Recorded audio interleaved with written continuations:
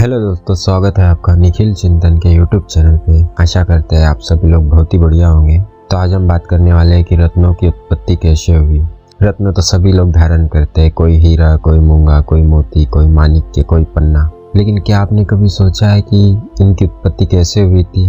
खैर छोड़िए, मैं आपको बताता हूँ। पुराणों में भली प्रकार से आचार्य वराहमिहिर जी ने अपनी बृहद संहिता में इनका वर्णन किया है कि रत्नों की उत्पत्ति कैसे हुई थी। तो उनके अनुसार राजा बलि दैत्य और दधीचि के हड्डियों से रत्नों की उत्पत्ति हुई थी।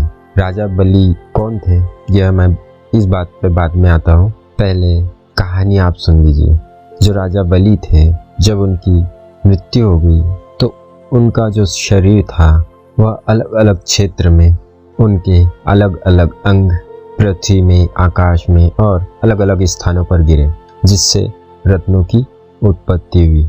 जब बलि दैत्य की अस्थियां इधर उधर उड़कर गिरी, तब वे जहां गिरी उस प्रदेश में इंद्रधनुष को चकाचौंध कर देने वाले विचित्र हीरे उत्पन्न हुए और उनके दांत नक्षत्रों की तरह आकाश में छिटक कर गिरे, जो मोतियों के रूप में परिवर्तित हो गए।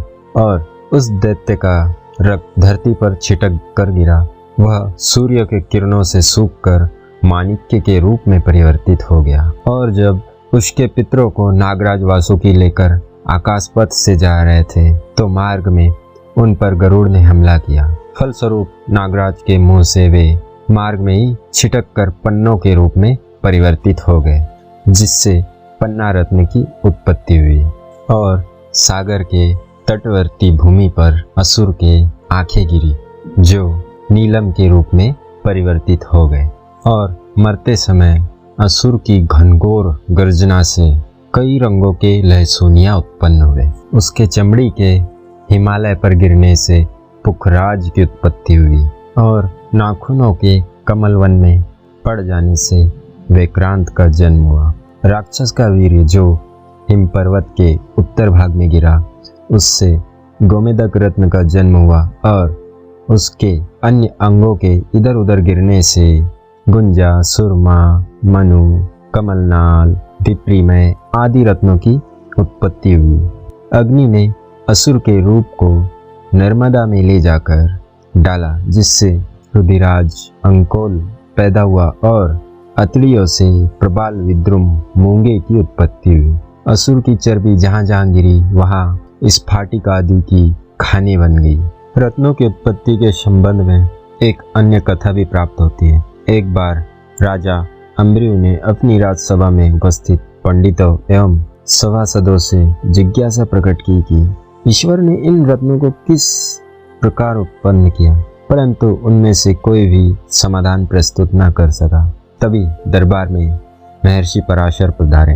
राजा की उपयुक्त जिज्ञासा करने पर महर्षि ने कहा, राजन, रत्नों की महिमा पुराणों एवं वेदों में भली प्रकार वर्णित है। मैं तुम्हें संक्षेप में रत्नों की कथा सुनाता हूँ। एक बार पार्वती ने शिवाजी से प्रश्न किया कि हे प्रभु, मणिरत्न वगैरह किस प्रकार उत्पन्न हुए तथा इन पर ग्रहों का प्रभाव किस प्रकार से है। शिवजी ने प्रसन्न होकर पार्वती को जो कथा कही थी, राजन, वही कथा मैं तुम्हें सुनाता हूँ। शिवजी ने सबसे पहले पार्वती जी को स्वर्गलोक के रत्नों के बारे में बताया कि स्वर्गलोक में 4 प्रकार की मणियाँ हैं, जिनका नाम चिंतामणि, कौत्सुभमणि, रुद्रमणि, श्वेमंतक मणि है। चिंतामणि की विशेषता यह है कि यह सफ़ेद रंग की होती है। इसे स्वयं ब्रह्मा धारण करते हैं। यह सभी वांछित कार्य शीघ्र ही संपन्न कर देती है। कौत्सुभमणि, इसका रंग पद्य के समान होता है तथा यह स्वर्ग में सैकड़ों सूर्यों का प्रकाश लिए हुए। यह रत्न सागर मंथन के समय लक्ष्मी के साथ ही निकला था, जिसे भगवान विष्णु स्वयं धारण करते हैं। तीसरा है रुद्रमणि। यह स्वर्णवत प्रकाशवान 3 रेखाओं से युक्त चमकीली मणि है, जिसे स्वयं शिवजी धारण करते हैं। श्वेमंतक मणि, यह नीले रंग की इंद्रधनुष के समान चमकीली तथा तेजवान है। इसे सूर्य स्वयं धारण किए रहते हैं। आगे उन्होंने पाताल लोक के रत्नों के बारे में जानकारी दी। विश्व में प्रमुखतः 9 जाति के सर्प हैं, जिनके रंग भी अलग अलग होते हैं। उदाहरण के लिए काला, नीला, पीला, हरा, मटिया, श्वेत, लाल, गुलाबी, दूधिया। इन सर्पों के पास स्वयं के रंग के समान ही मनियां हैं जो कि पाताल लोक में वासुकी नाग के संरक्षण में है, तथा इन्हीं मनियों के जलमान प्रकाश में सर्प अपना समस्त कार्य करते हैं। आगे मृत्युलोक के रत्नों के बारे में शिव पार्वती जी से कहते हैं, अब मैं तुम्हें मृत्युलोक के बारे में बताता हूँ। राजा बलि की कथा से तुम भली भांति परिचित हो।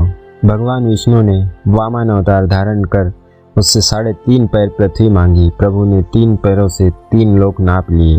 तब आधे पैर के लिए उसके शरीर की मांग की।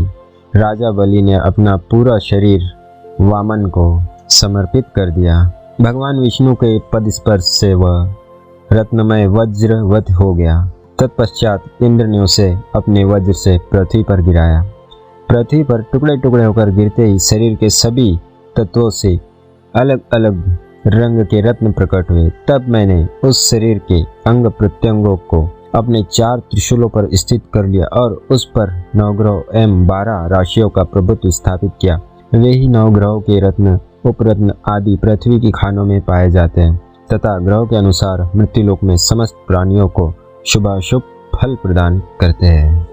तो इस प्रकार से रत्नों की उत्पत्ति हुई थी। इसलिए आपने देखा होगा, हम किसी भी ज्योतिषी के पास अगर जाते हैं, हमारा कोई ग्रह कमज़ोर होता है तो वह हमें रत्न धारण करने की सलाह ज़रूर देता है, क्योंकि रत्नों का हमारे जीवन में बहुत अधिक प्रभाव पड़ता है। अगर सही तरीके से रत्नों को धारण किया जाए तो वह हमारे जीवन में बहुत अधिक लाभ पहुंचाते हैं। तो यह थी कहानी दोस्तों।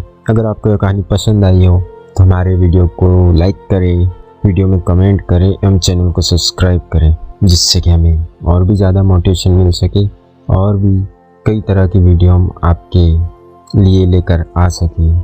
ठीक है दोस्तों, मिलते हैं अगली वीडियो में।